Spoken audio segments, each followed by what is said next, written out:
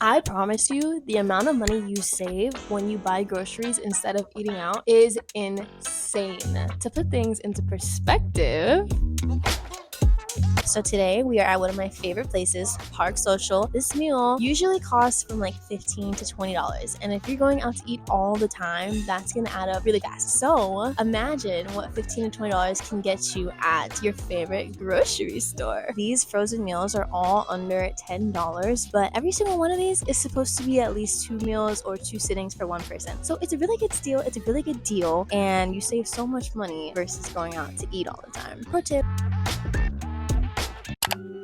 If it's your first apartment or even your first few apartments and you want to live that financially smart frugal lifestyle, then secondhand furniture is the move. Obviously, there's some things that you probably should buy brand new, but for the most part, you can score a lot of cool stuff just by going to your local flea markets, Goodwills, even Facebook Marketplace. Like, y'all, you could score so much. Plus, if you're living in an apartment complex, 9 times out of 10, there's always somebody moving out, and what a lot of people like to do when they move out is just throw a lot of their furniture by the recycling bin, which I have come up on a ridiculous amount of items from the recycling bins. There's so many pieces in my home that are thrifted and that you can't even really tell because they are in really good condition, and if you just know where to look and you know what a good deal is, then you can really score awesome good things for your apartment. With all the time and effort that you spend trying to find cool and unique pieces to add to your home, that's gonna help curate a very personalized, comfortable space for you to live in. I feel like it's really important to love and just be obsessed with the space that you're living in, because it can really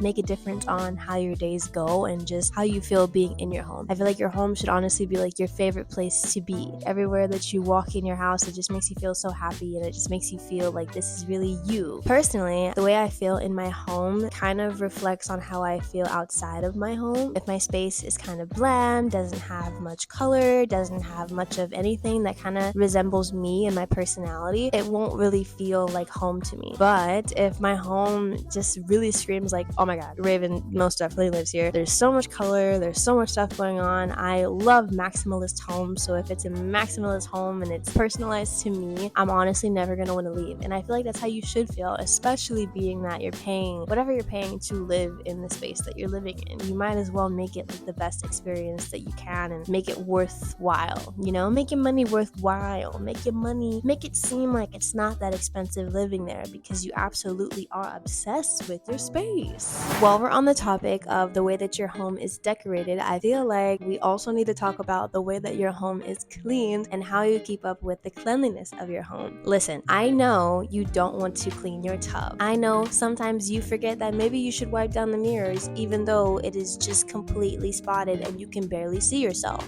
I know that sweeping and vacuuming feels like you're working at a 9 to 5. I know that your dishes pile up. Sometimes you really just don't want to do the dishes because you kind of get PTSD from doing the dishes all the time at your mom's house. And I know you have this logic of not feeling like you need to make your bed in the morning because you're just going to get back into it later on in the day. But I promise you, just as important as it is to personalize your home and make it feel like you, it's also so important just to keep up with how clean you have your home. Your space reflects off of you, and you reflect off of your space. There's nobody here to clean up after you, nobody here to remind you that, hey, maybe you should clean this, maybe you should do this. So you need to be the one to hold yourself accountable. And honestly, it doesn't suck that bad. You can find a way to romanticize cleaning your home and just make it fun. Put on some of your favorite music, put on your favorite movie, your favorite show, because it's honestly not that bad. And I feel like as you get older, you might end up actually just enjoy cleaning sometimes, because it could be a form of therapy. To be honest with you, life can and will get really overwhelming and possibly really difficult at some times, which makes it even harder to remember just to do the things that you kind of just love doing just for the sake of your happiness, and things that we used to do as kids, like being outside, playing sports. When you're on your own, you spend so much time worrying about when your bills are due, how much money you need to make, what you're going to eat for dinner. When we spend so much time thinking about all those things, it's hard to find time to to just do something that doesn't kind of have like a greater purpose. So I feel like it's really important to prioritize implementing some of your favorite hobbies or activities into your everyday life so that days just kind of seem better and days don't seem so repetitive, whether that be doing yoga, reading books, going on walks and listening to your favorite music, whatever kind of hobby you want to do and implement into your daily routine. It is so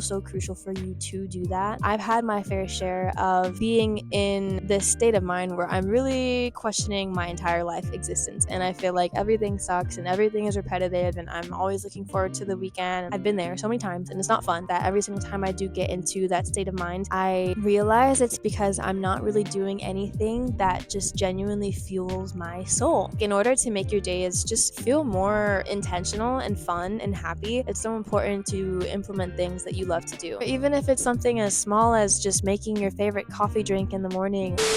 While we're on the topic of coffee, I want to take a minute to tell you guys about a new product that I've discovered. As you guys know, I am such an advocate for things that are fast, things that don't take a lot of time, whether it's cooking, whether it's making drinks. I love the pre-made coffees that all you have to do is pour in some milk, pour in the coffee, pour in the matcha, whatever it may be, and it is ready to go. So I want to tell you guys about this product. It is called Javy Coffee Concentrate. First of all, I have the caramel flavor. This is absolutely delightful. This is so good. It's not too strong, it's not too sweet. I personally like to mix it with non-dairy oat creamer from Trader Joe's and then also some oat milk, and you combine them together and it just tastes so delicious and rich and just like super yummy. All you have to do is pour in whatever liquid you want to do. You can do water or you can do milk, and then you pour in 1 or 2 tablespoons of the Javy Coffee Concentrate, depending on how strong you want your coffee to be. And then I put in a little bit of the oat creamer just to make it a bit sweeter. It is so good, it is so convenient. It comes in this little bottle. It can do up to 35 servings. 35 cups of coffee, guys, for the price of 1 bottle versus $6 or $7 for your coffee every single day for a month. Imagine the amount of money you can save by doing that. If you guys are interested in purchasing this, I do have a discount code. You can get some money off of your first purchase. They have different flavors. Caramel flavor, I believe they have like a hazelnut flavor,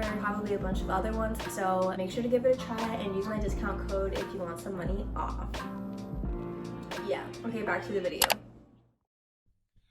I have so many bills due at so many different times of the month. And honestly, that can get really overwhelming and really confusing if you don't have some sense of organization. Personally, I like to write down all of my due dates on my Google Calendar on my phone. I give them like a certain color so that I can know what each thing means. And I just put it on my calendar so that I can know when all of my due dates are and I don't get confused and I don't forget when something is due. And I feel like one thing they don't tell you when you are entering your adult world is that yes, you're going to have more bills to pay, but they don't really specify how many bills you have to pay. Not only are you paying rent, but you're also paying renter's insurance, all the gas, the electric, the water, the trash, the sewer, all of that. And those are separate bills 9 times out of 10. And there's just so much more that they just don't tell you until you're there and until all the bills start to charge and you get all these letters saying, hey, you owe me this amount of money. So it's very, very important to stay organized, write down everything that you owe, every due date that you have, so that you're organized and your months don't seem hectic. But it's also really important to be organized with your spending habits. I know it's so exciting to get your first place and you want to just splurge on everything, but I promise you it adds up so fast. And there's a lot of different methods that people use that can help them organize their spending habits. I love keeping all of my receipts and writing down everything that I spent throughout the month, and at the end of the month I will add everything together. I also used to do an envelope system for when I had a lot of different savings goals. Specifically before I moved out, I made a lot of different envelopes for all of my goals, whether it was buying a car, getting an apartment, having enough money to furnish the apartment, whatever the case may be. I had different envelopes, and every single month or every single time I would get a paycheck, I would take some money out and I would put that money and disperse it into all of my different envelopes. There's also a lot of different apps that can help you save money, control your spending, have a better overall view of how much you're spending. Whichever way you go, just make sure that you stay organized because it will make your whole financial process a lot less of a headache.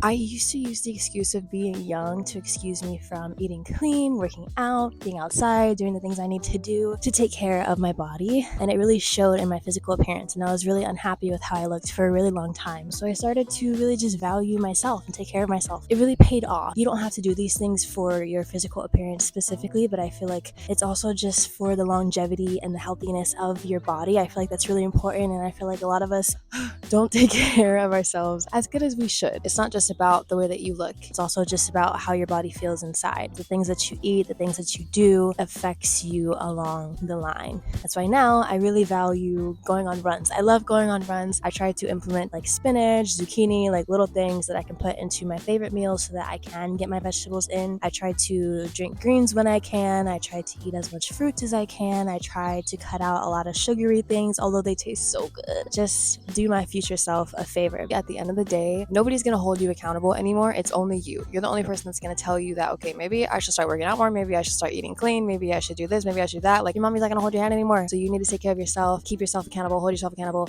and do what you need to do to live a healthy, clean, happy life. So the last thing I want to talk about today is probably going to be the most obvious one, but it is a good reminder sometimes. And that's honestly just to be present. I feel like I was just 19, just getting ready to move out, just buying new furniture for the apartment and decorating it for the first time and being in San Diego for the first time. But now I'm about to be 22 in my second apartment. So the biggest thing I have noticed is honestly just to appreciate where you are every single moment that you are, to enjoy every moment of your adulthood journey, even if all of them aren't the best. Try new things, explore new places, meet new people, develop new hobbies, and just enjoy life and enjoy being in a new city, because this is honestly it. Like, this is literally the moment that we've all been talking about, is being on our own, being adults, going out into the real world. Like, this is your moment. There's so much to learn and there's so much to experience. So do everything that you can, do everything that you want, take the opportunity, take the chance, because who knows when you're ever gonna get this moment back. You're also never gonna be this young ever again. So just enjoy the process, have fun, and live your best life.